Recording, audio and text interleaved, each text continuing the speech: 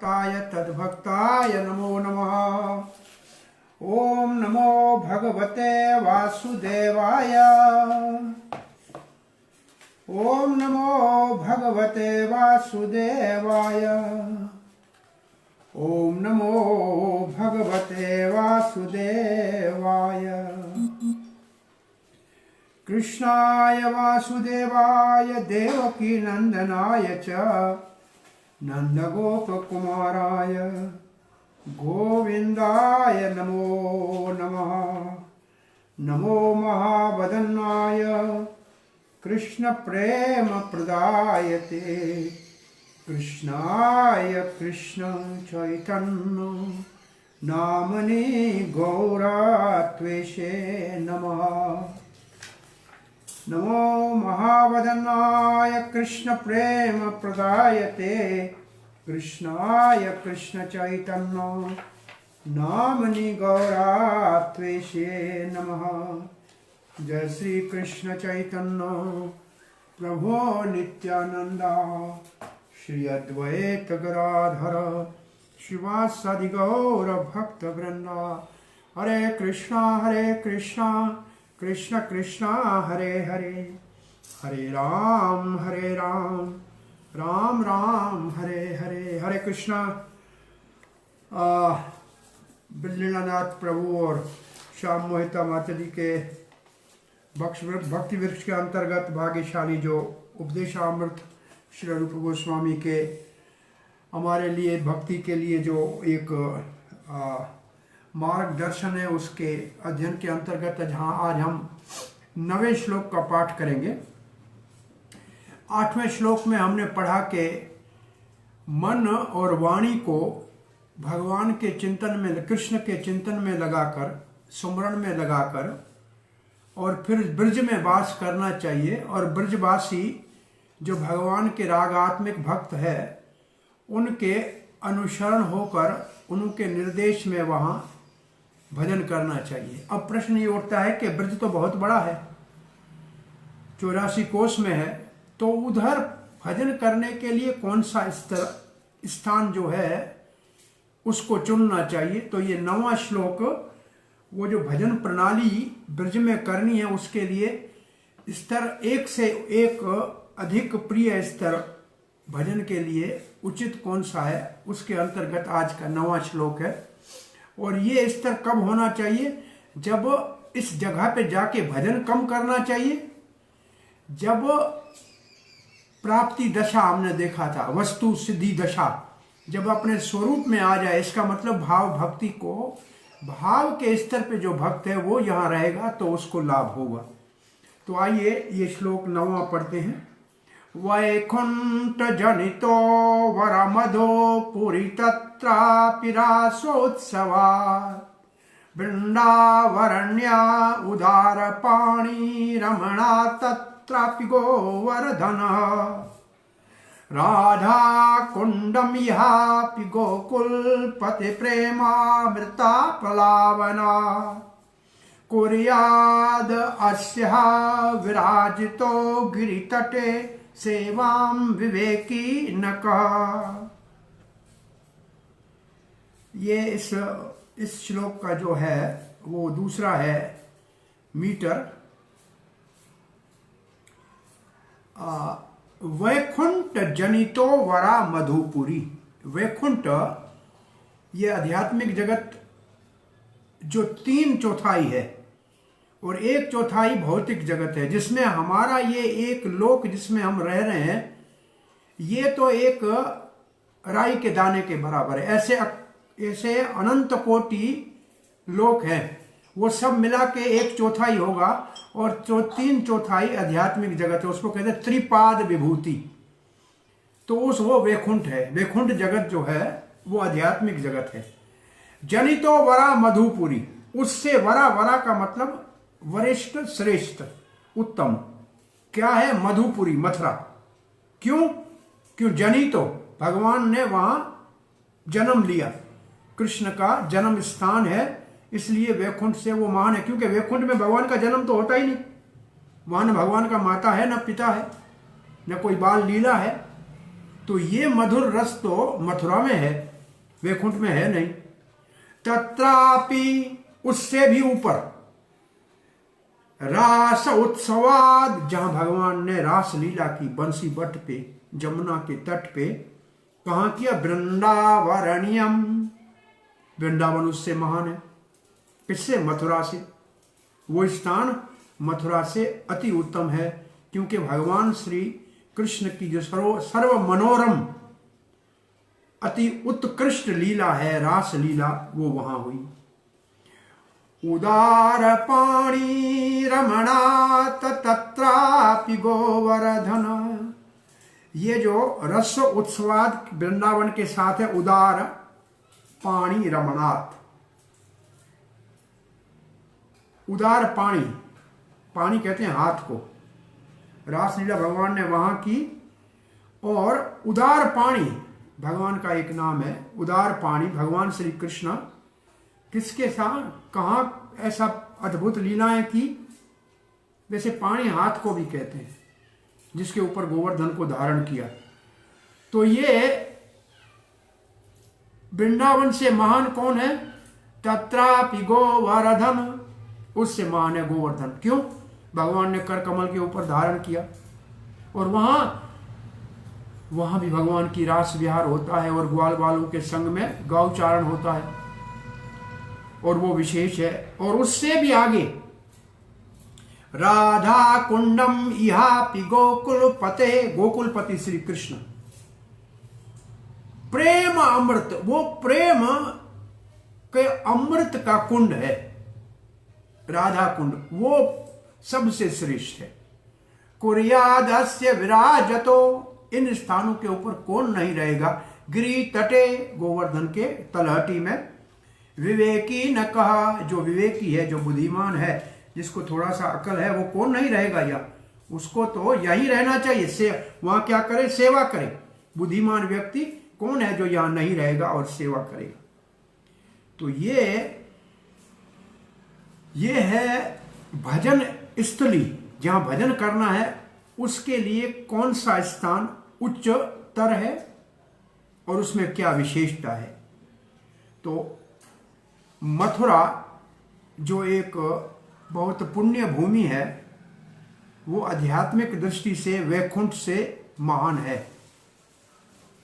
और वैकुंठ से महान क्यों है? आध्यात्मिक जगत से महान क्यों है? क्योंकि भगवान श्री कृष्ण यहां अवतार लिया, प्रकट हुए, उनका जन्म भूमि है। और मथुरापुरी से महान है वृंदावन। वृंदावन का वन विशेष रूप से इसलिए महान है कि भगवान श्री कृष्ण ने वहां महाराज किया। उस वृंदावन से भी महान है गोवर्धन पर्वत। क्यों? क्योंकि भगवान ने अपने कर कमल के ऊपर धारण किया, और केवल इतना नहीं, रमणियों के साथ, रमणी का मतलब गोपियों के साथ, भगवान ने बहुत प्रेम के लीलाएं गोवर्धन में की। और गोवर्धन में बहुत रास मंडल है, और गौचारण सखाओं के साथ विशेष रूप से किया है। और उससे भी ऊपर, गोवर्धन से भी महान है और परम उत्तम है, सबसे महान है, वो है राधा कुंड। वो सबसे श्रेष्ठ है। क्यों? क्योंकि वो अमृत से परिपूर्ण और छलक रहा है। किसका अमृत? गोकुलपति का अमृत, कृष्ण का अमृत, राधा कृष्ण के प्रेम का वो कुंड है। फिर बताइए, कौन ऐसा बुद्धिमान व्यक्ति है जो राधा कुंड के ऊपर नहीं रहेगा, जो गोवर्धन की तलहटी में और गोवर्धन के आंख के रूप में है, तो वहां कौन नहीं रहेगा? तो ये भजन कहाँ करना चाहिए? ब्रज के अंदर रागनों का मार्ग से, उसके लिए स्थानों का वर्णन किया गया है। प्रायः इन सारे स्थानों पे, वृंदावन में भजन कुटीर है, रूपा गोस्वामी स्वयं भजन, रूपा गोस्वामी की राधा दामोदर मंदिर में भजन कुटीर है, तो वो वहां रहे। गोवर्धन में वो रहे, राधा कुंड में उन सब का, इन सब हमारे आचार्यों का भजन स्थली राधा कुंड में है। रघुनाथ दास का तो भजन कुटीर कविराज गोस्वामी, रघुनाथ भट्ट गोस्वामी, गोपाल भट्ट गोस्वामी, रूप गोस्वामी, जीवा गोस्वामी, इन सब का भजन कुटीर राधा कुंड में, यहाँ तक के हमारे भक्ति विनोद ठाकुर जी भजन कुट करने के लिए राधा कुंड में आके रहे थे। उनका घर अभी आज उधर है। और भक्ति सिद्धांत सरस्वती गोस्वामी महाराज राधा कुंड में आए थे। तो कुछ ये राधा कुंड में कौन नहीं रहेगा, ये विशेष बात है। और सब जगह पे अन्य स्थान पे ब्रज के अंदर और नंदगांव के पास टेर कदम में रूपा गोस्वामी की भजन कुटीर है। सनातन गोस्वामी नंदगांव में भजन कुटीर है। गोकुल में भजन कुटीर है सनातन गोस्वामी की। गोवर्धन में मानसी गंगा के किनारे सनातन गोस्वामी की भजन कुटीर है, जहाँ चकलेश्वर महादेव का मंदिर है। तो ये सब स्थानों पे हमारे आचार्य रहे हैं। और श्रील प्रभुपाद ने वृंदावन को ही अपना केंद्र बनाया। और इसने कहा, प्रभुपाद का कहना था कि राधा कुंड में जाने के लिए हमारे भक्तों में जब योग्यता आएगी तब जाके वहाँ बैठेंगे, लेकिन अब वृंदावन हमारे लिए, और वो भी रमण रेती जहाँ भगवान ने गौचारण किया है उस स्थान को चुना प्रभुपाद जी ने। तो अब हम तात्पर्य के भाव को देखते हैं। आध्यात्मिक जगत 3/4 है सारी सृष्टि का।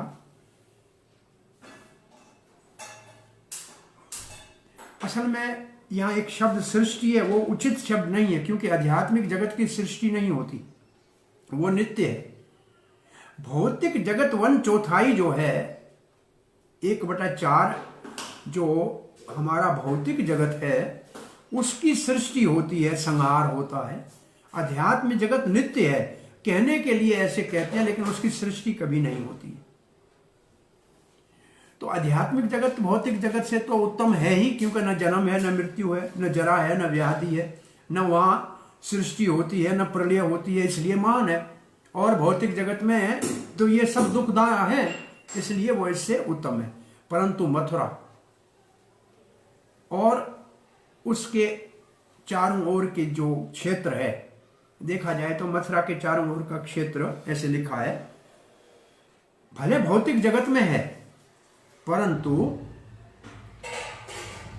वो वैकुंठ से, आध्यात्मिक जगत वैकुंठ से महान है, क्योंकि भगवान ने मथुरा में प्रकट होने के लिए इस स्थान को चुना। और यहां से जो मथुरा से अंदर में 13 किलोमीटर अंदर वृंदावन जो है, 12 वनों में एक वन है जमुना जी के तट पे। वो ये जमुना जी के पूर्व तट के वन है, शायद पूर्व के पश्चिम तट के 5 वन है इस तरफ। तो वृंदावन है वो मथुरा से महान है। क्यों? क्योंकि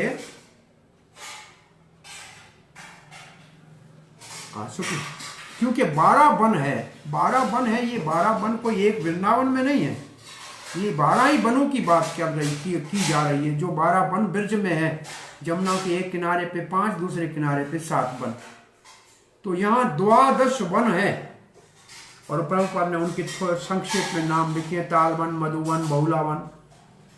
ये तो ताल, मधु और बहुला, ये तालवन तो हमारे मथुरा से जयपुर जाते हुए जिस रास्ते में सीधे हाथ पे अंदर में है। और मधुवन तो मथुरा से 2 किलोमीटर दूर हाईवे से अंदर में है। ये तो 2 नजदीक है। और बहुला वन है, इसमें आप लोग कभी गए नहीं होंगे प्रायः। यहाँ बहुला गाय और बहुला गोपी का गांव है। और ये राधा कुंड जाते हुए वृंदावन से बीच में 2-1 किलोमीटर लेफ्ट साइड में अंदर जाना पड़ेगा। वो बाती गांव में, शायद इसका नया नाम है अभी, जो आज आधुनिक नाम है। वहाँ बहुला वन है, संकृष्ण कुंड आदि है, बहुत सुंदर स्थान है।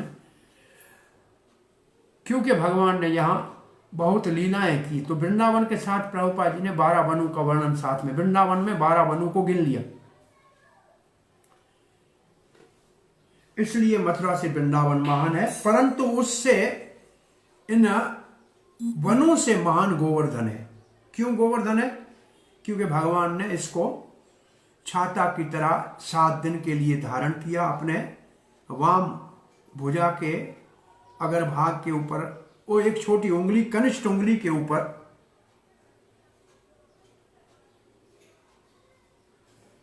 अपने कर कमल से भगवान ने इसको धारण किया।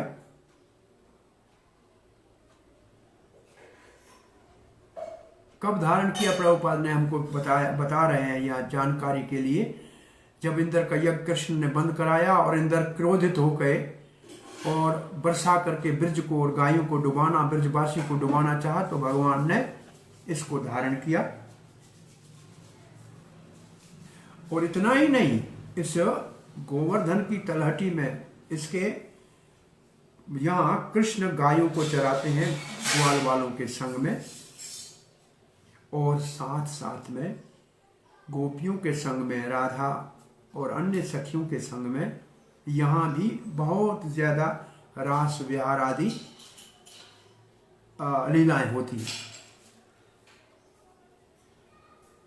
वृंदावन में जो रासलीला होती है ना, उसको कहते हैं पंचायती रासलीला। उसमें सब गोपियां भाग ले सकती हैं, सुपक्षीय गोपियां, विपक्षीय गोपियां, तटस्थ गोपियां, और राधा रानी के जो है अनुयायी गोपियां, थोड़े चंद्रावली की अनुयायी, सब ले सकती हैं। इसलिए राधा रानी उस रास में असंतुष्ट हो जाती हैं कि सब कैसे ले सकती हैं, इसलिए राधा रानी उस रास से अदृश्य हो जाती है, भगवान उसके पीछे चले जाते हैं।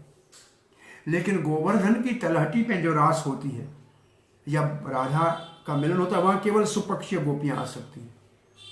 वहां विपक्षीय गोपियों का आना भी होता है तो उसको हटाया दिया जाता है, वहां रहती नहीं है। तो वो इसलिए विशेष है कि भगवान के सुपक्षीय गोपियों के साथ भगवान के विहार का स्थान है। परंतु वहां ग्वाल वाल जाते हैं, गैया चराने जाते हैं, तो इसलिए उससे भी महान है राधा कुंड जो गोवर्धन की तलाटी में है। ये राधा कुंड गोवर्धन से भी महान है। क्यों महान है?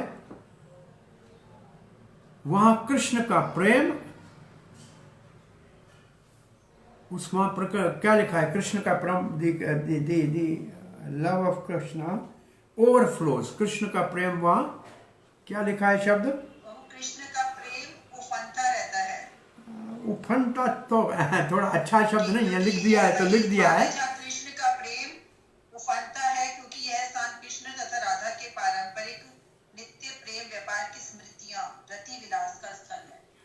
वो तो इसको देखते हैं अपन शब्दों को, लेकिन यहाँ जो उफनता है थोड़ा सा अच्छा शब्द नहीं है, मतलब ये इतना भद्र शब्द नहीं है उफनता। जहां कृष्ण का प्रेम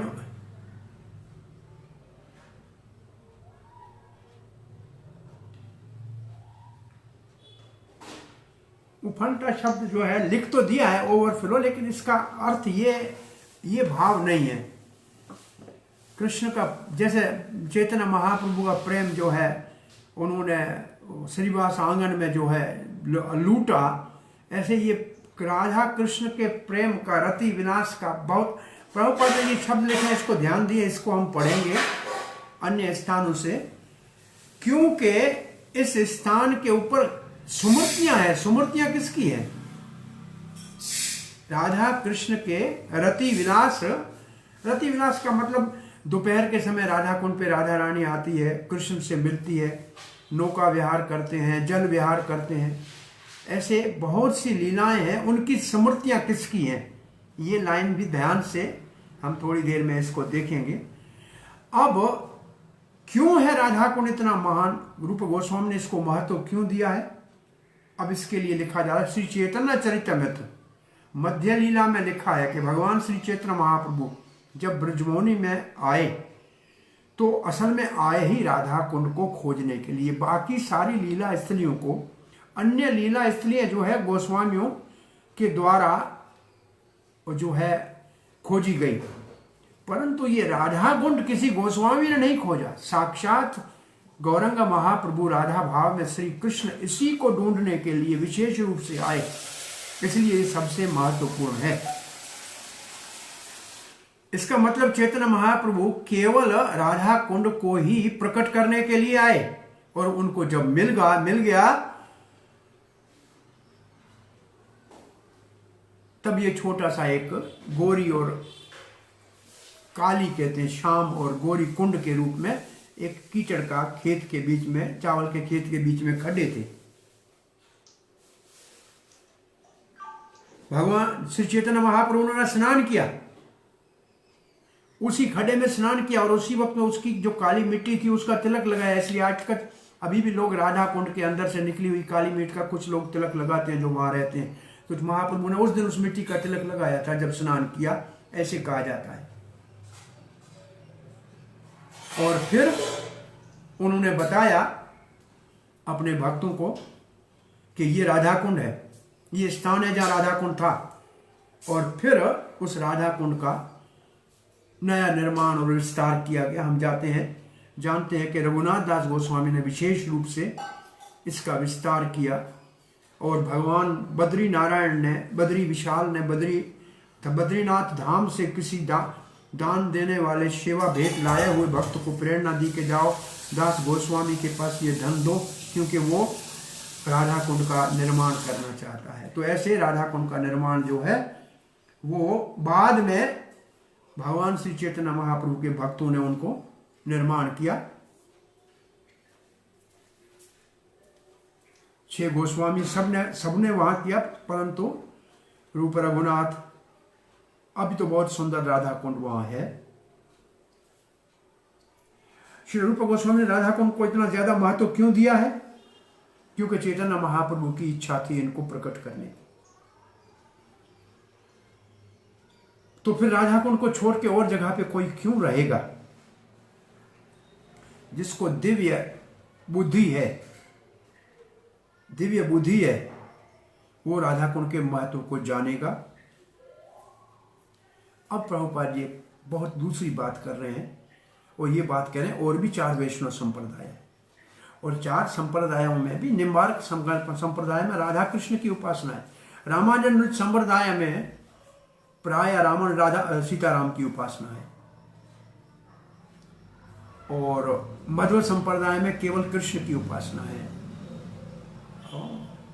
जो गोपाल कृष्ण मंथनी हाथ में लिया हुआ है, और वल्लभ संप्रदाय में भी बाल गोपाल की उपासना है, गोवर्धन नाथ की उपासना है प्राय। निम्बार्क में राधा कृष्ण की उपासना है। फिर भी इतनी सारी वैष्णव संप्रदाय हैं, उनमें से किसी का भी राधा कुंड में इतना ज्यादा अतिशय रुचि नहीं है। जो चैतन्य महाप्रभु को नहीं समझ सकते, चैतन्य महाप्रभु के भाव की भक्ति को नहीं समझ सकते हैं, उनके लिए राधा कुंड के आध्यात्मिक महत्व का इतना ज्यादा उनको जानकारी नहीं है। इसलिए राधा कुंड का सेवन केवल गौड़ीय वैष्णव ही विशेष रूप से करते हैं, जो चैतन्य महाप्रभु के अनुयायी हैं। अब हमारे स्लाइड को भी देखें, हम आप अगर नोट करें तो ये बात कह दें, आध्यात्मिक भजन प्रणाली के स्तरों का यहाँ नीचे से वैकुंठ सबसे नीचे है और 3/4 है धरती का और अपना आध्यात्मिक जगत का, जो भौतिक जगत से ऊपर है। उससे ऊपर मथुरा क्यों है? क्योंकि भगवान ने वहां जन्म लिया। भले ये भौतिक जगत में है फिर भी ये महान है, आध्यात्मिक जगत से महान है, भौतिक जगत में होती है। वृंदावन क्यों महान है? 12 वन है और भगवान ने वहां बहुत प्रेम के रास विहार आदि किया है। गोवर्धन के लिए 3 बातें लिखी है, क्योंकि कृष्ण ने उनके कर कमल के ऊपर धारण किया, भगवान ग्वाल बालों के संग वहां गौचारण लीला किया, और राधा और सखियों के साथ भगवान के बहुत रास विहार का वहां कार्य है। और राधा कुंड के लिए है 5 बातें। भगवान श्री कृष्ण का प्रेम यहां ओत प्रोत चारों ओर से बरस रहा है, और यहां राधा कृष्ण के रास विलास की बहुत सी स्मृतियां हैं, और श्री चैतन्य महाप्रभु विशेष इसी को प्रकट करने के लिए आए, और ये गौड़ीय विष्णु को बहुत प्रिय है, और इसके महत्व को अन्य वैष्णव संप्रदाय नहीं जान पाते हैं, जो चैतन्य महाप्रभु के भक्ति मार्ग को नहीं जाते हैं। गौरा न होता तो चैतन्य महाप्रभु होता, राधार महिमा प्रेम सीमा राधा और राधा कुंड में कोई अंतर नहीं है, कैसे लोग जानते? तो ये जो बात है ये है विशेष एक बात। अब हमारे पास यहाँ क्या लिखा है इसको देख लेते हैं, फिर कुछ और बातें थोड़ी और इसके रहस्य को देखते हैं। यहाँ हमारे पास जो लिखा है ये लिखा है प्रेम अमृत। ये जो शब्द है श्लोक में, उस शब्द को यहाँ लेकर और उसके भाव के अंतर्गत यहाँ हमारे को यहाँ ऐसा, ये हिंदी वाला है, मैं एक मिनट, आपका इंग्लिश वाला खुला कि नहीं खुला? प्रभु पता नहीं, अभी शायद नितिन बोल रहा दिवाली वाले के चक्कर में बिजी हो गए थे, तो फिर वो बोलते मैं देखता हूँ। अच्छा, तो पहले तो ये है कि 9वां और 10वां श्लोक, ये जो 9 और 10 श्लोक है ना, इसको कहते हैं भगवान। इन 2 श्लोकों में भक्तों की महानता, एक भक्त एक, यानी जो साधन वाले हैं उनमें से महान एक से दूसरा कौन है, और भजन की स्त्री में एक से दूसरी महान कौन है। अंग्रेजी में कहते हैं हायरार्की की महानता, एक स्तर से दूसरे स्तर की महानता है। और 11वां श्लोक जो है वो अनंत कोटि ब्रह्मांडों में सबसे श्रेष्ठ स्थान है, राधा कुंड वाली वो बात आएगी। अब ये श्लोक हमने पढ़ लिया। यहां लिखा है प्रेमा अमृत पल्वनाथ, उसका मतलब जहां श्री कृष्ण का प्रेम, वहां जो है अतिशय प्रेम के कारण चारों ओर बिखर रहा है प्रेम, वहां प्रेम ही प्रेम है। तो ये है राधा कुंड। और यहां क्या है, कृष्ण के प्रेम, पवित्र प्रेम जागृत होता है। हमारे पास क्या लिखा है, कृष्ण के प्रेम उफनता रहता है। राधा कृष्ण के रति विलास की अनेक स्मृतियों का स्थल है, अनेक स्मृतियों का। इसको हम थोड़ी देर में पढ़ेंगे। अब इसके बाद देखो, आप लिखेंगे वो नीचे एरो देखिए, नीचे से भौतिक जगत, उससे ऊपर वैकुंठ, वैकुंठ से ऊपर मथुरा। मथुरा क्यों? वैकुंठ कितना है, भौतिक जगत कितना है, 1/4, वैकुंठ कितना है, 3/4। अब वहां वैकुंठ में क्या नहीं है, हमने आपको बताया, भगवान का जन्म नहीं होता, माता पिता नहीं होता है, वहां ये लीलाएं नहीं होती है, इससे वृंदावन उससे महान है। क्यों? और भी रस की दृष्टि से इनका हम आपको बताएंगे थोड़ी देर में, रस की दृष्टि से भी एक दूसरे से कैसे ये महान है। रस हम जानते हैं, 12 रस, उसका वर्णन देखेंगे। अब वृंदावन क्यों महान है? क्योंकि भगवान ने वहां रास लीला की और वहां 12 वन। और उदार पाणी रमनाथ, उदार पाणी रमनाथ, ये गोवर्धन के लिए है, भगवान ने जिसको अपने कर कमल के धारण किया खेल खेल में। तो वहां विशेष बातें जो है 3 है। और राधा कुंड की हमने आपको 5 बताई, यहां 1 लिखी हुई है। अब इसके बाद 12 रस आप सबने पढ़े हैं। किसमें पढ़े हैं 12 रस? 12 रस हमने भक्ति रसामृत सिंधु में पढ़े हैं। हाँ, तो ये 12 रसों की दृष्टि से क्या इनमें अंतर है, ये आपको बताते हैं। वैकुंठ में 2.5 रस होते हैं, केवल 2.5 रस वैकुंठ में है भक्ति के, और वो भी सब ऐश्वर्य वाले रस हैं, कोई माधुर्य का रस नहीं है, ऐश्वर्य, जहां भगवान की महिमा को सब जानते हैं। उसमें एक शांत रस है, एक दास्य रस है, और आधा कभी कभी गौरव सखा रस होता है। आधा गौरव सखा का मतलब भले मित्र है लेकिन भगवान को बड़ा समझ के हाथ जोड़ के खड़ा होता है। मथुरा में 5 रस हैं, शांत, दास्य, वात्सल्य, शांत, दास्य, सखा, वात्सल्य और माधुर्य, परंतु हैं सारे ऐश्वर्य युक्त। वहां भगवान की महिमा सब जानते हैं, ऐश्वर्य युक्त हैं। वृंदावन में 5 रस हैं लेकिन मधुर्य हैं, इसलिए महान है। वहां ऐश्वर्य का किसी को पता नहीं है भगवान की, वो तो अपना बच्चा, अपना बेटा, अपना मित्र, अपना स्वामी, अपना प्रेमी ऐसे मानते हैं। गोवर्धन में दो प्रकार की के विशेष माधुर्य रस हैं। कौन से बताए? सखा रस और माधुर्य रस, दो। राधा कृष्ण के विहार और सखाओं के साथ गोचरण। और ये सखा कौन से? विश्रम्भ सख्य, मतलब भगवान और सखाओं में कोई अंतर नहीं है, एक दूसरे के कंधे के ऊपर चढ़ेंगे, कोई ऐश्वर्य की बात नहीं है।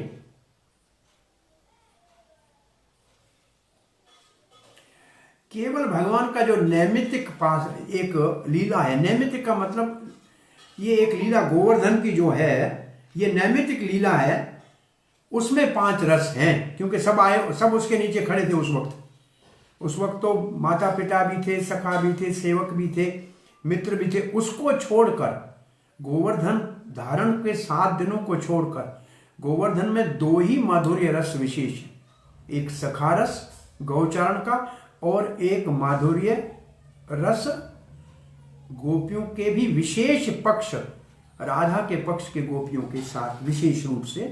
चंद्रावली आएगी तो भी उसको ले जाके सखी स्थली छोड़ के आ जाएंगे, जो गोवर्धन के थोड़ी आगे दूसरी तरफ है। अब राधा कुंड में एक ही माधुर्य रस है, बस एक माधुर्य, केवल सुपक्षीय गोपियां, राधा और उसकी अष्ट सखियां, और जो सखा भी हैं उन्होंने भी अपनी कुंज गोपियों को दे दी है।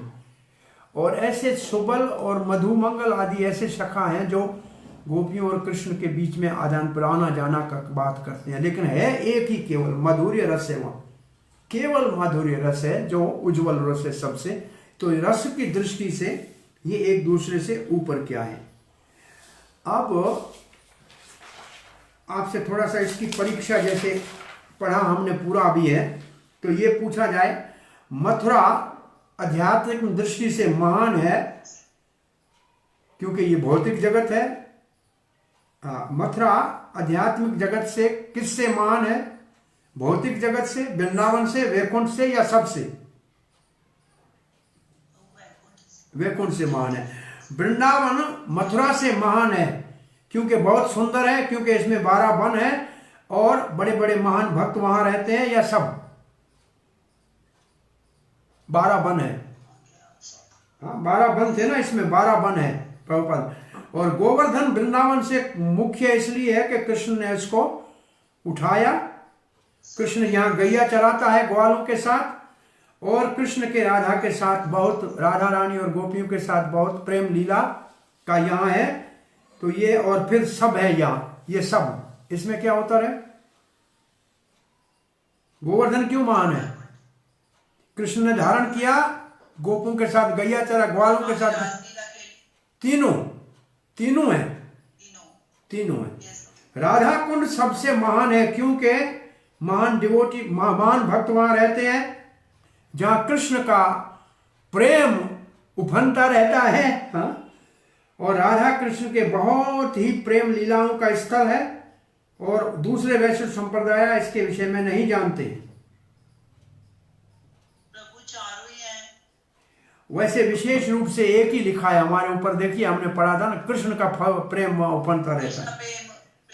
हाँ, लेकिन आपने चारों बताए थे प्रभु, है चारों, लेकिन फिर भी इसमें मुख्य वो है। राधा कुंड की पूजा कौन करता है? जो महान उत्तम भक्त है, जिनको आध्यात्मिक बुद्धि है, गौड़िया वैष्णव चैतन्य महाप्रभु के अनुयायी है, या कोई भी नहीं? हाँ, गौड़िया वैष्णव ही विशेष रूप से करते हैं। अब एक लाइन हमने आपको जो कहा था, प्रभुपाद जी ने ऐसा लिखा है, एक बहुत गंभीर बात लिखी है। क्या गंभीर बात लिखी है 9वें श्लोक में? उन्नत वैष्णव राधा कुंड पे रहना चाहते हैं क्योंकि वहां बहुत स्मृतियां हैं राधा कृष्ण के रति विलास की। इसका अर्थ क्या है? किसकी स्मृतियां हैं? प्रभुपाद ने ऐसे क्यों कहा? कैसी, कौन सी ऐसी स्मृतियां हैं? ऐसे भी भगवान कह सकते हैं राधा कृष्ण के रति विलास की जगह, इतना भी कह सकते थे। स्मृतियां क्यों लिखी है? तो उसको थोड़ा सा गहराई में देखेंगे तो श्रील प्रभुपाद यहां क्या बताना चाह रहे हैं कि गौड़ीय वैष्णव जो वहां रहे, और अभी भी रह रहे हैं, नित्य उनका वहां निवास है राधा कुंड पे। जैसे रघुनाथ दास गोस्वामी, श्री जीव गोस्वामी, कृष्णदास कविराज गोस्वामी, विश्वनाथ चक्रवर्ती ठाकुर, और इनके जो स्मृतियां हैं, जैसे उन्होंने स्थावली लिखी है, गोपाल चंपू लिखा है, गोविंद लीलामृत लिखा है, कृष्ण भावना अमृत लिखे हैं, ये इनके जो पुस्तक हैं जिनमें इन्होंने उन सारे लीलाओं का वर्णन किया है। ये प्रभुपाद जी का भाव है इसकी गहराई में। और 8वें श्लोक में कहा कि ऐसे भक्तों के अनुयायी बनना चाहिए जो ब्रज के हैं। तो ऐसे भक्तों के अनुयायी रहना चाहिए। ये सब आज अभी भी वहां निवास करते हैं, इनका नित्य निवास है।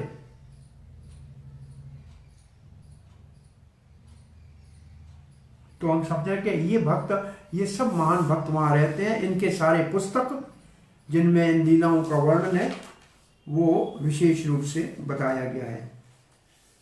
और भी गहराई जो आपको पुस्तक बताया उसमें बहुत गहरी बातें और लिखी है।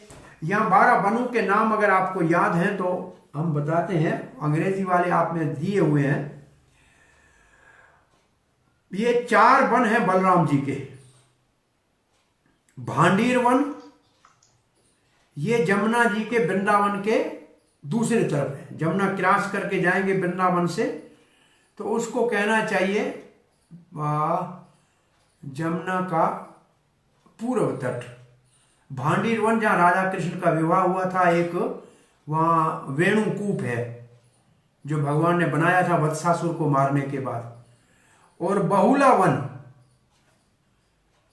बहुला वन अभी आपको बताया जहां बहुला गाय और बहुला गोपी रहती है। और भद्र वन, वो बलभद्र का वहां मंदिर भी है। और बिल्व वन, ये बेल वन के नाम से है जहां लक्ष्मी आज भी तपस्या कर रही है। और कृष्ण के मुख्य जो वन है जहां कृष्ण के, क्योंकि अपने सखाओं के साथ गैया चराते, तो कृष्ण के मुख्य वनों का है कुमुद वन, काम्य वन और खदीर वन। ये खदीर वन, काम्य वन तो सबको मालूम है, बहुत बड़ा वन है। बहुत कृष्ण की वहां बाल लीलाएं हैं विशेष रूप से। और काम्य वन हो गया। कुमुद वन एक छोटा सा है जहां कुमुद सरोवर है और कमल के फूल हैं, वो कमल जहां उगता है। और खदीर वन ये है जहां खदीर वन जहां भगवान ने बकासुर को मारा था। खायो रे कहा तो उसका नाम खैरा हो गया क्योंकि भगवान उसकी चोंच में चले गए थे। और यहां लोकनाथ गोस्वामी की भजन कुटीर है और उनके पास नरोत्तम दास यहां आया करते थे। और यहाँ एक बहुत सुंदर कुंड भी है।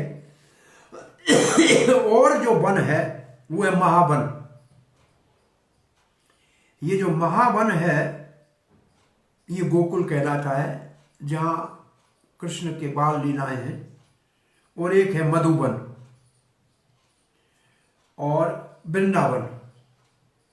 तालवन, लोहावन, तालवन, लोहावन। तो ये सारे वन 12 वन ऐसे हैं।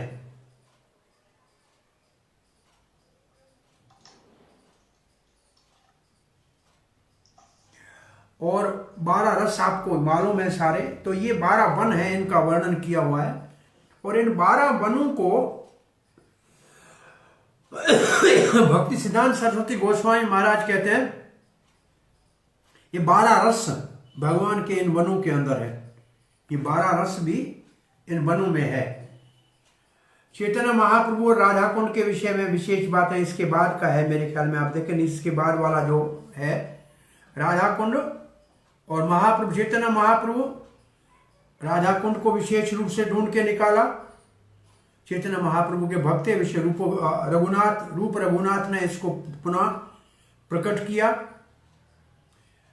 राधा कुंड के ऊपर रूप गोस्वामी ने बहुत ज्यादा बल दिया है क्योंकि चैतन्य महाप्रभु की इच्छा थी इसको प्रकट करने की। विशेष रूप से गौड़ीय वैष्णव इसकी पूजा का यहाँ रहते हैं और इसकी सेवा करते हैं, ये विशेषता है। और यहाँ हमारा ये श्लोक पूर्णावती पे पहुंचता है। अब हमारा आज का समय भी पूर्ण होती, हम आगे वाले श्लोक को पढ़ लेते हैं और कल फिर दोनों श्लोक पूरा कर लेंगे कृष्ण की कृपा से। ओके, इसको मैं कहाँ से पढ़ूं? ये श्लोक को पढ़ लेते हैं।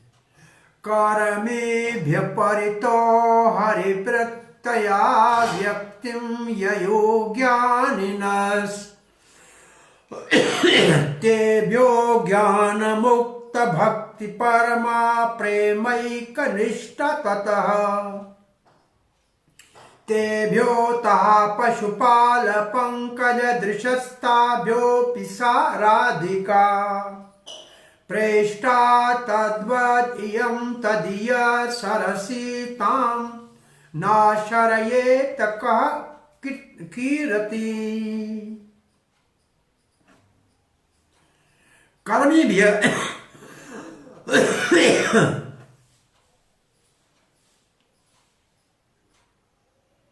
शास्त्र कहते कर्मी भी परितो हरेह,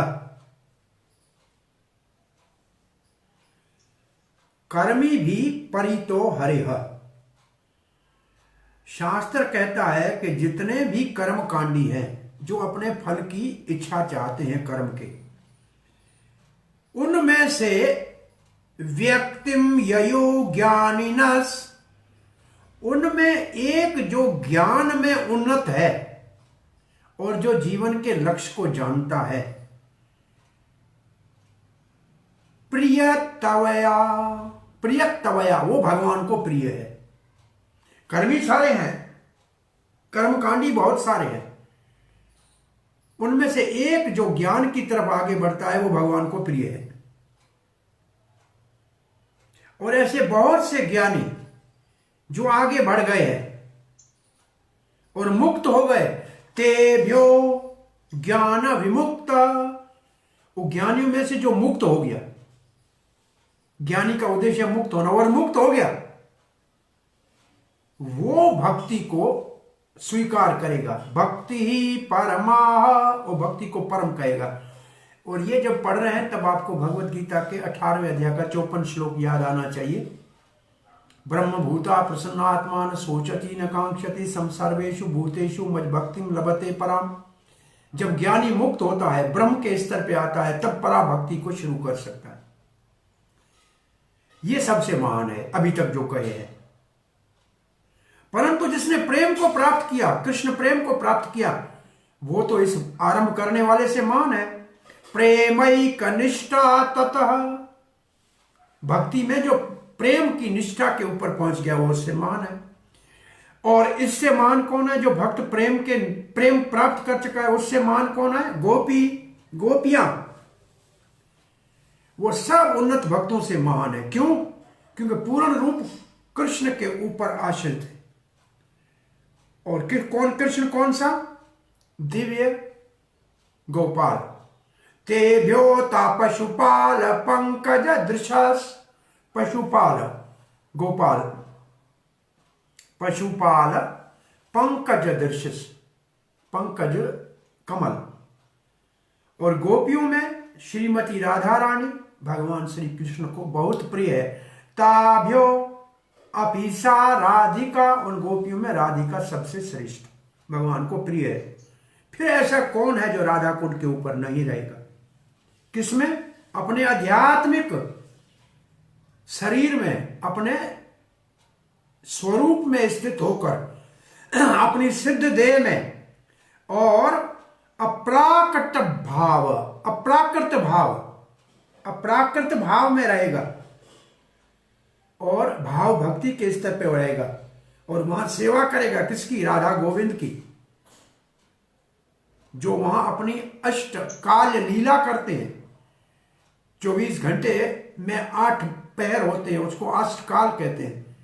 4 दिन के 4 रात के, 3 घंटे का एक, वहां उनकी अद्भुत लीलाएं हो रही है।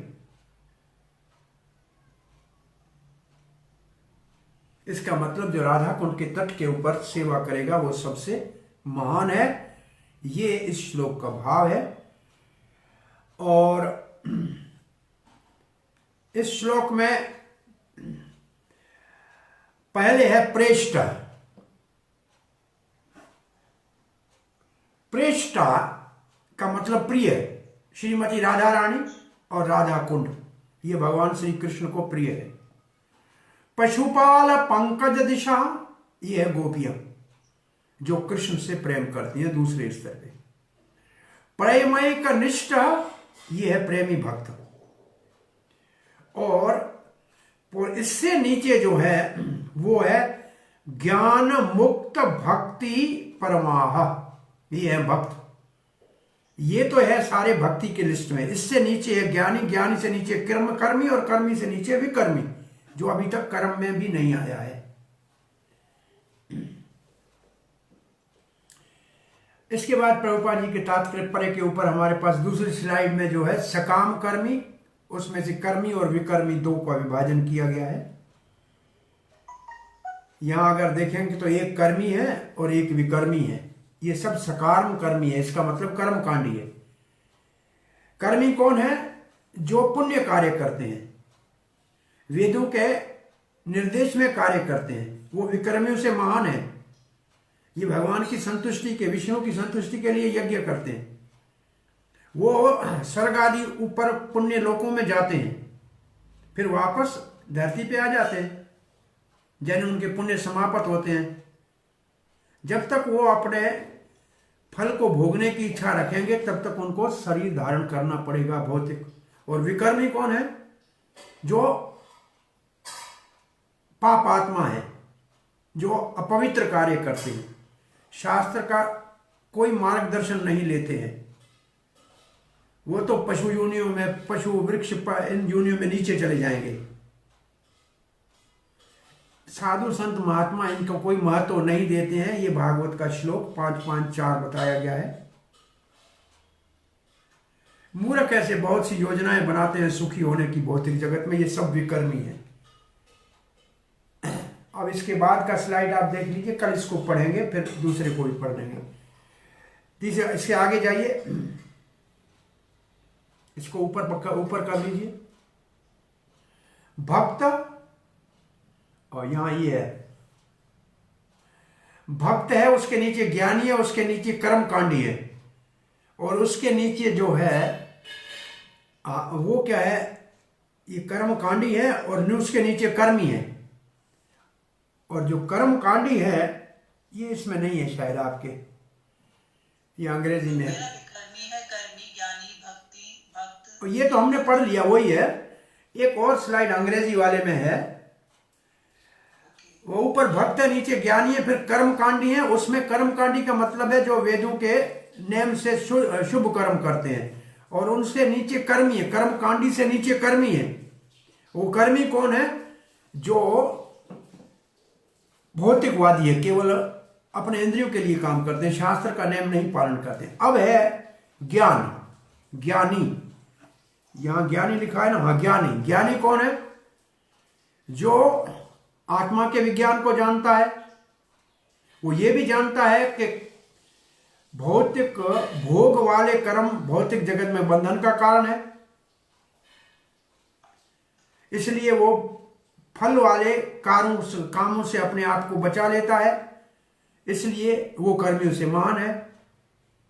जब तक वो भक्ति के स्तर पे नहीं आएगा तब तक अभी भी उसके ज्ञान का कोई ज्यादा महत्व नहीं, अज्ञानी समझा जाएगा। अगर वो ज्ञानी भक्ति में आ जाएगा तो सामान्य ज्ञानी से महान हो जाएगा। अब भक्त क्या है? इसके बाद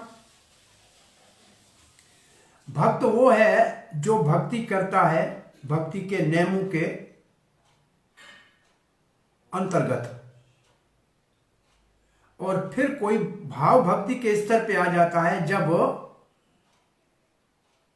नारद, सनक, सनातन ऐसे भक्तों का, ये कौन सी भक्ति में आ जाएगा? ऊपर भाव भक्ति में आएगा। लेकिन कौन सा भाव है नारद का? वैदी भाव। ये वैदी भाव वाले नाम है, नारद, सनक, सनातन, ये वैदी भाव वाले। और प्रेमी भक्त ये जो है राग मार्ग वाला है जो आगे बढ़ेगा। और इसके बाद है गोपियां। गोपियां सबसे महान है। क्यों?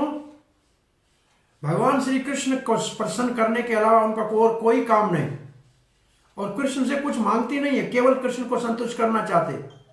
कृष्ण को कभी नहीं भूलती, विप्रलंबा सेवा करती है, जुदाई में सेवा करती है। 100 साल तक कृष्ण चले गए ब्रज छोड़ के, फिर भी वो कृष्ण की स्मृति में सेवा करती रही, और इसको महान समझते हैं। साक्षात सेवा से विप्रलंबा सेवा को महान समझते हैं। और चैतन्य महाप्रभु इस गोपी भाव को सबसे महान भाव कहा है। गोपी की उपासना से महान उपासना। और फिर श्रीमती राधा रानी और राधा कुंड, सब गोपियों में राधा रानी सर्वश्रेष्ठ। उसकी राधा रानी की कृष्ण प्रेम भक्ति से किसी की तुलना नहीं की जा सकती। वो भक्ति नैपुण्य है।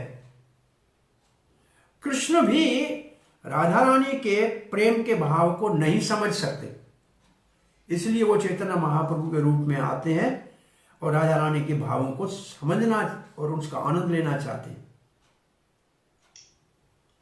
इसलिए जो कृष्ण भावना में बहुत ज्यादा रुचि रखते हैं, उनको राधा कुंड का शरण लेना चाहिए, वहां भक्ति करनी चाहिए। वो इस विश्व में सबसे भाग्यशाली है जो राधा कुंड के तट पे रहते हैं। हरे कृष्ण। यहाँ असल में हमारी स्लाइडें पूरी होती है, कल हम इसको पढ़ेंगे और 11वें श्लोक को भी पढ़ेंगे, जिसमें राधा कुंड की विशेष महिमा लिखी हुई है।